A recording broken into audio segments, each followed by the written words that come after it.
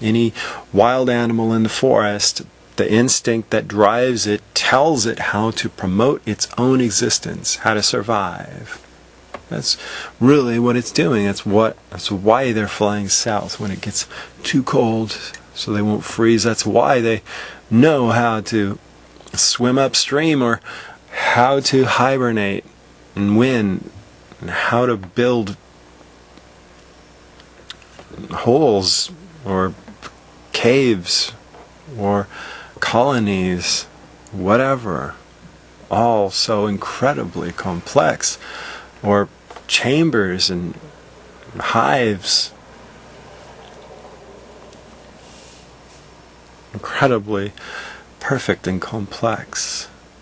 But they're to look at, to see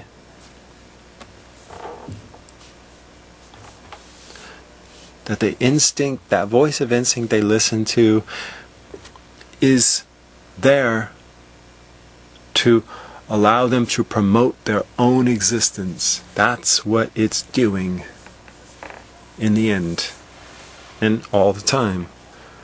It's allowing them to promote their own existence. It's allowing them to survive, and that's what promoting their own existence is, surviving. So when the sons who are called to do the purpose of the Father listen to the voice of instinct that constantly and continually does the same thing in them as it does in all these animals, that is, promote their own existence, their own purpose, their own will, that's when it interferes. Because they can't do the will of the Father, because they're listening to this voice telling them how to promote their own selves, their own existence, their purpose, their family's purpose, their clan's purpose, their group's purpose. It starts from the individual and it goes outward. Those who agree with them, the purpose of the group of those who agree with them, which kind of becomes them, because they're bound to them through their agreement. The agreement is very powerful. The animal agreement is very, very powerful. It makes us feel safe when people agree with us. It makes us feel right. It makes us feel like we have an existence that's worth something. It makes us feel like we are accomplishing that craving that's always there, to feel like we're worthwhile for some reason, for any reason, for lots of reasons. Just another craving, another one of the very complex cravings that we might be able to find or prove or agree that our life is worthwhile, that our existence is worth something. And the reason it's wrong and it's bad for those who are called to do the purpose of the Father is because their lives, our lives, aren't worth anything. Our lives, independently, by ourselves, in and of ourselves, living and dying, as these animals who hear this voice, aren't worth anything. The sons of God who heard His voice and worked for the calling that they heard, if they promoted their own purpose, there wouldn't be anything. They wouldn't have anything. That's the whole temptation. That's the temptation account that's recorded in Matthew 4 and Luke 4. That's what this animal's trying to tell the son. That's what this voice is trying to tell him. That's what he's thinking in his thoughts. To pursue my individual agenda. Pursue my individual purpose, my will. I can satisfy my hunger. I can get the agreement of the Israelites, and they will lift me up as king. I can have everything that Solomon had. riches and glory and honor, all those things, all working together. The craving of appetite. Turn the rock into bread because you're hungry. Craving, appetite. The craving for agreement. Jump off the temple, be held up by the angels, and everyone will agree that you are the Messiah. If you are the Son of God, then you can do that. The angels will hold you up because it's promised.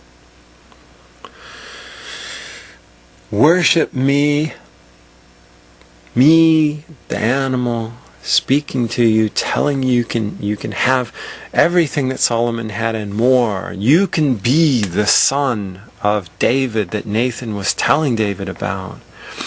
You can be this Solomon. You can have the glory and the riches and the honor that he loved, that he lifted up, that he bathed himself in. The indulgence of the animal and what it craves to have and get and bathe in. You can have all those things.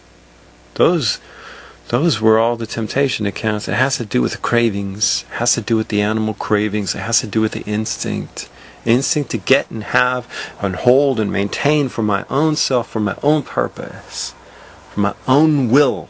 That which stands directly against the will of the Father. If I'm called, if I'm chosen to hear what my brothers heard, that voice that the Son heard, the word that was in him that he heard, that told him about choosing the right and rejecting the wrong, rejecting the animal, that voice, and learning to hear the voice of the Father and learning to accept it, which is really difficult because the animal is so strong, it has so much power, it has so much force of power. It's always there, it's always welling up these ideas, it's always welling up these cravings, it's always welling up this need, the need to do this, the need to indulge in that, the need to get this so that we can feel, so that we can have something, so we can feel secure or feel satisfied, feel like our life is worth something. That's what we're craving all the time. A feeling that we're valuable. And for the animal, the only way to get it is by proving it.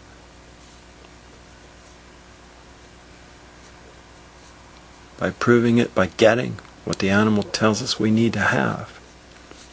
Whether it's something to satisfy us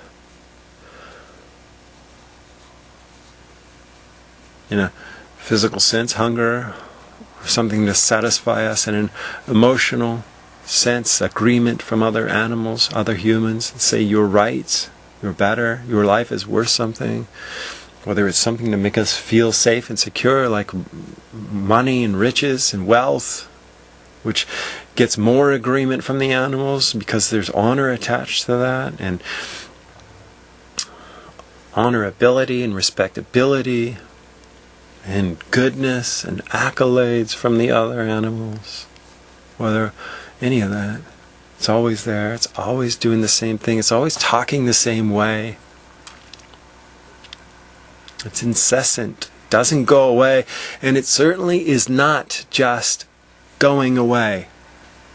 When we say some formula, or we say something that some man is telling us we can say, and then we can not be sinners anymore, not have a sinful nature anymore.